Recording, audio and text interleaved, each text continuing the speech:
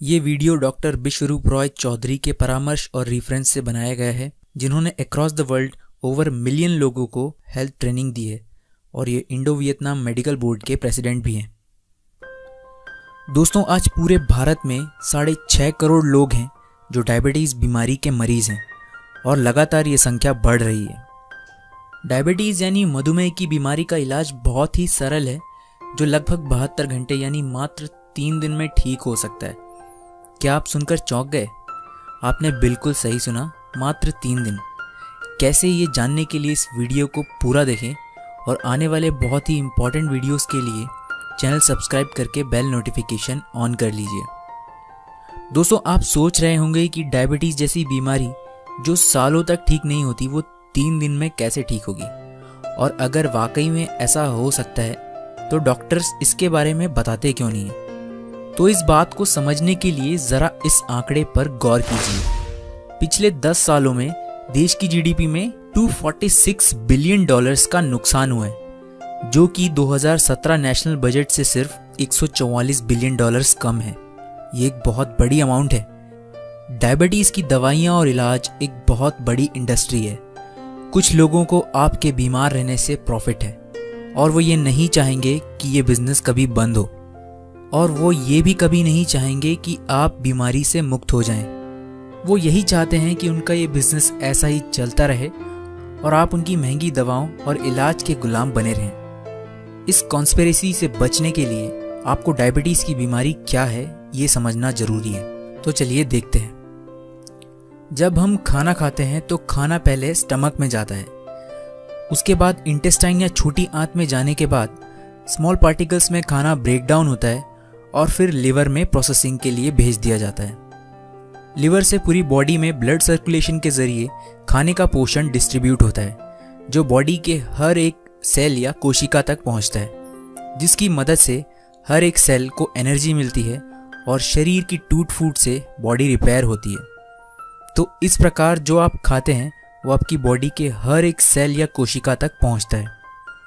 अब यहाँ बात आती है, बॉडी के हर एक सेल को फूड को एक्सेप्ट करने के लिए उसके दरवाजे खोलने होते हैं और हमारी बॉडी के सेल अपने आप दरवाजे नहीं खोल पाते।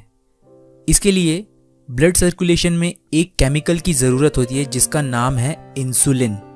जी हाँ, आसान शब्दों में कहूँ तो इंसुलिन को आप फूड को बॉडी के सेल में जाने का गेट पास या गेट की बोल सकते हैं। मतलब इंसुलिन होगा तो फूड बॉडी के सेल्स के गेट ओपन कर पाएगा और तभी फूड बॉडी के सेल्स या कोशिका तक पहुंच पाएगा। और जिन लोगों की बॉडी में इंसुलिन ठीक प्रकार से प्रोड्यूस नहीं हो पाता, उन्हें डायबिटीज़ का मरीज कहते हैं। डायबिटीज़ के मरीज के शरीर में इंसुलिन बनाने की फैक्ट्री ठीक से काम कर नहीं पाती। अब बात आती है इंसुलिन बनाने की फैक्ट्री की, तो उसे कहते हैं पैंक्रियास यानी अग्नाशय, जहां इंसुलिन हमारी बॉडी में बनता है। तो नतीजा ये होगा कि डायबिटिक पेशेंट पर्याप्त मात्रा में खाएगा भी और लिवर से फूड बॉडी के सेल्स तक तो जाएगा, लेकिन इंसुलिन ना होने के कारण सेल्स फूड को एक्सेप्ट नहीं करेगा। इसे ही डायबिटीज़ की बीमारी या हाई ब्लड शुगर कहते हैं। अब थकान होना, खाए पिया अंग को ना लगना आदि लक्षणों के कारण आप डॉक्टर्स के पास जाएंगे और डॉक्टर्स चेकअप के बाद आपसे कहेंगे कि बॉडी पर्याप्त इंसुलिन प्रोड्यूस नहीं कर पा रही है, और यहीं से शुरुआत होगी आपकी बीमारी से बद से बदतर होने की। डॉक्टर आपको एक ड्रग या मेडिसिन देगा जो लिवर पर असर करेगी।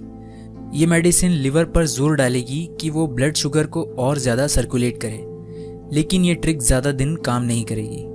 कुछ समय बाद ये ड्रग लेने के बावजूद पेशेंट को वही लक्षण वापस नज़र आने लगेंगे और वो दोबारा डॉक्टर के पास जाएगा। डॉक्टर फिर से उसे एक दूसरी दवाई देगा जो सीधे पैंक्रियास या अग्नाशय पर असर करेगी। ये ड्रग पैंक्रियास को फोर्स करेगी कि वो इंसुलिन ज़्यादा प्रोड्यूस करे। इससे कुछ समय तक तो काम चल जाएगा, लेकिन बाद में पैंक्रियास को उस ड्रग के बोझ के कारण ज़्यादा नुकसान पहुंचेगा और पैंक्रियास पूरी तरह से इंसुलिन प्रोड्यूस करना छोड़ देगा। इसके बाद डॉक्टर आपसे कहेंगे कि आपकी बॉडी ने इंसुलिन प्रोड्यूस करना बंद कर दिया है और अब आपको फूड सेल तक पहुंचाने के लिए दिन में कई बार इंसुलिन के इंजेक्शंस लेने पड़ेंगे। जब भी आप कुछ खाएंगे आपको उतनी बार इंसुलिन के इंजेक्शंस लेने पड़ेंगे और बात यहीं ख़त्म नहीं होती है। पैंक्रियास के काम बंद कर देने के बाद डैमेज पैंक्रियास में कुछ सालों बाद पैंक्रियाटिक कैंसर तक हो जाता है। और अगर पैंक्रियाटिक कैंसर ना हो तो डॉक्टर एक और ड्रग देगा जो इंटेस्टाइन को फोर्स करेगी कि वो कार्बोहाइड्रेट्स को स्लोली रिलीज करे। लेकिन इसके अपने साइड इफ़ेक्ट्स हैं। इससे इंटेस्टाइन और कोलोन में ट्यूमर और कोलोन कैंसर की प्रॉब्लम हो जाएगी। इसके बाद डॉक्टर आपको एक और ड्रग प्रिस्क्राइब करेगा जिसका नाम है ग्लिटाजोन्स।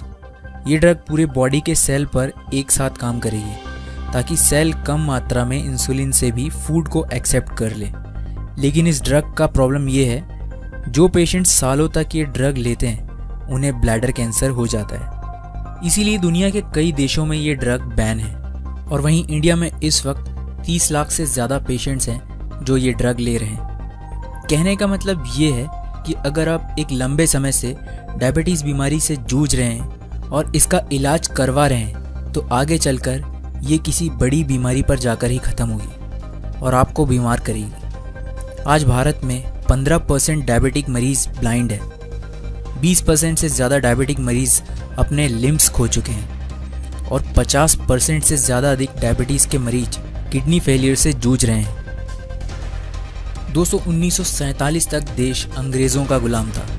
आज देश अंग्रेज़ी दवाओं का गुलाम है। डॉक्टर विश्वरूप रॉय चौधरी कहते हैं, together we can help India from 3 Ds: drugs, disease and doctors. Diabetes और इसकी कॉन्स्पिरेसी से बचने के लिए आप डॉक्टर विश्वरूप रॉय चौधरी का 3 आवर वीडियो पूरा देखिए, जिसका लिंक नीचे डिस्क्रिप्शन में है।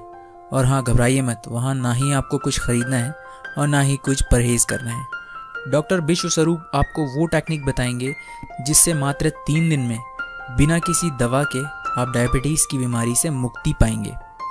दोस्तों, जाने के पहले इस वीडियो को लाइक